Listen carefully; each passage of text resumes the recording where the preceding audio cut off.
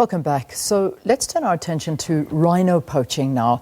It has decreased by almost 53% in the first 6 months of 2020, with 166 animals being killed for their horns across the country since the beginning of the year. Now, if you compare this to last year this time, 316 rhinos were poached in the country.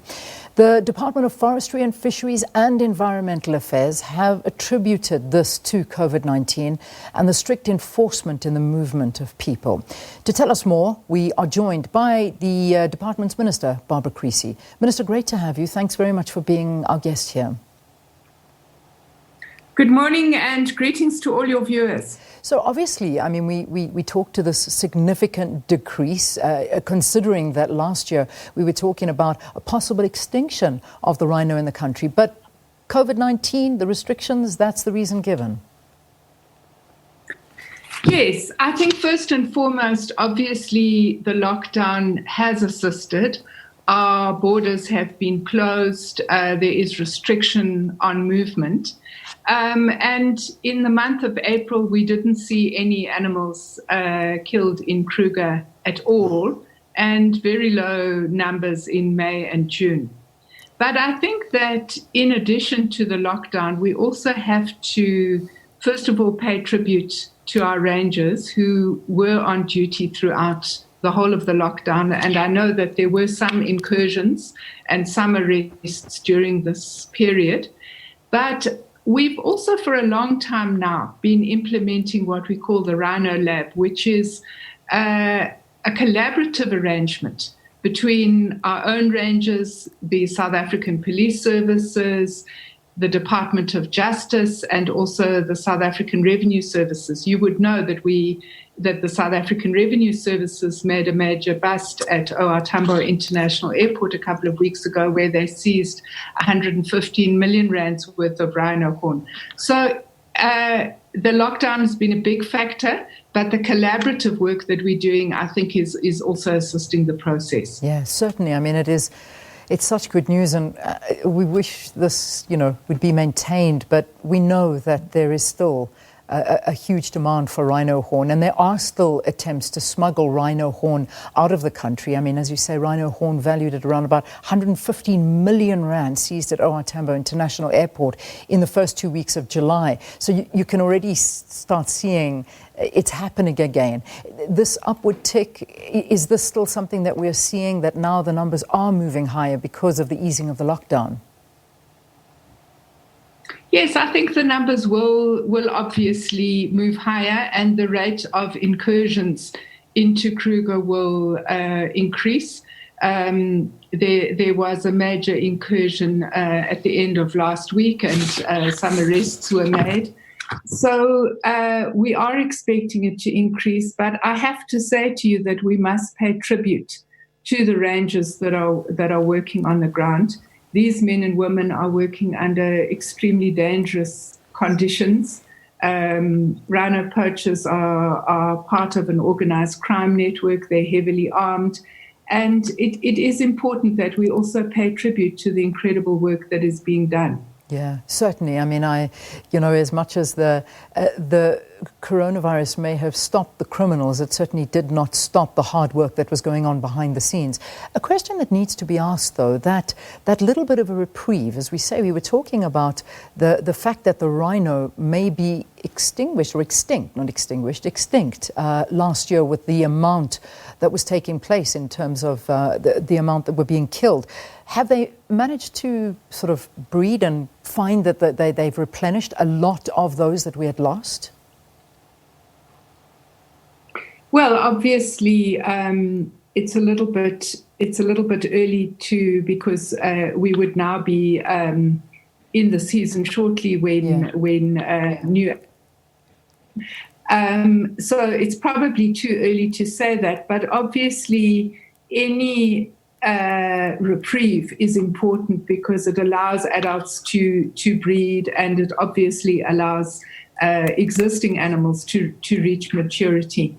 I don't think we're not on the verge of it, but we do have to say that the animal remains critically endangered. and the work that we are doing to protect it remains of utmost importance. Yeah. Let's talk about that demand for rhino horn. I know you touched on it, but if we look at the price, has it increased on the black market now? Obviously, because it's probably more difficult to get your hands on now and to illegally export it and smuggle. Well, I'm not an expert on the black market price of rhino horn, but basic economics, supply and demand. So one can assume that the scarcer a commodity, the higher the price. I think that over years we have also done some work on the demand side with some of the countries in the East, including China. And I think that is assisting the process.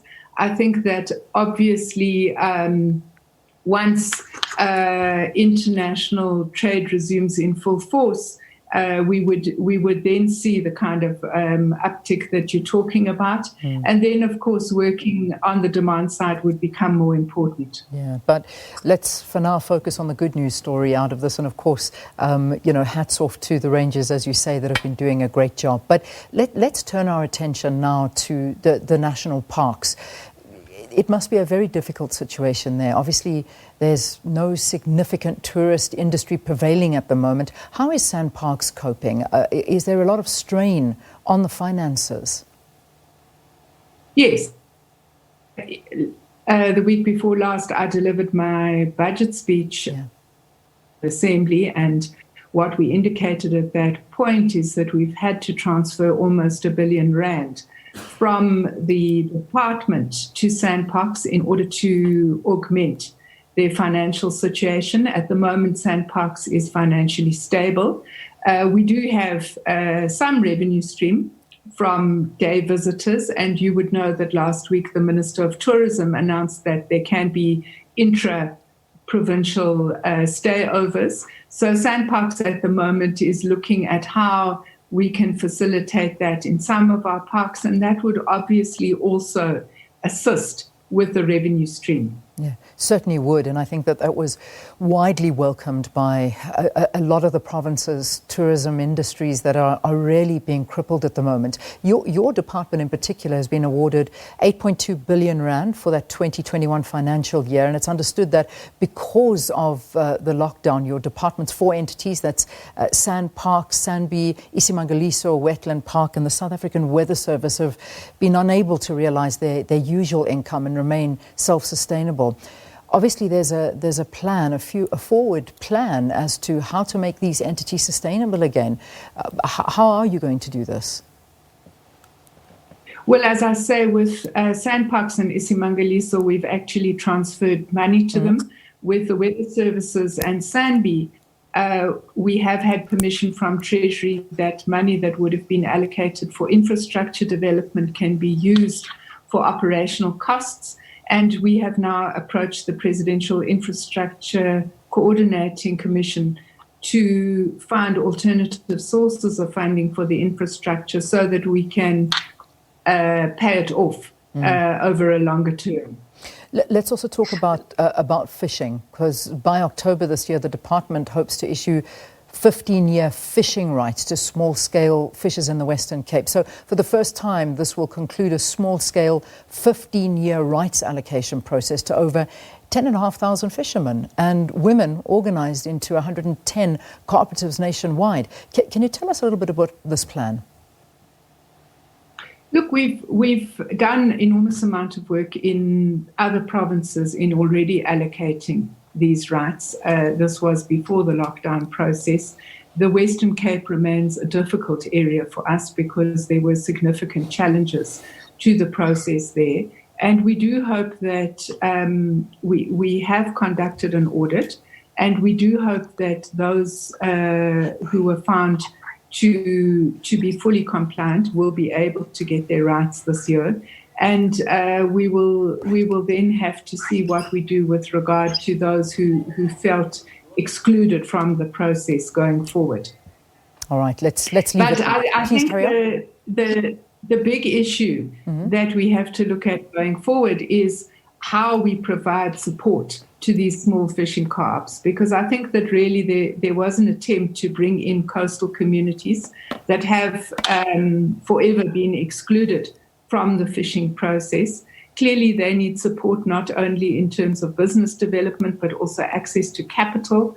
And these are issues that we have been working on together with small business development. But obviously, a lot of that process was interrupted by the lockdown. And, now that the restaurant trade has opened up again, it really is assisting in terms of creating markets for the catch for these small fishermen.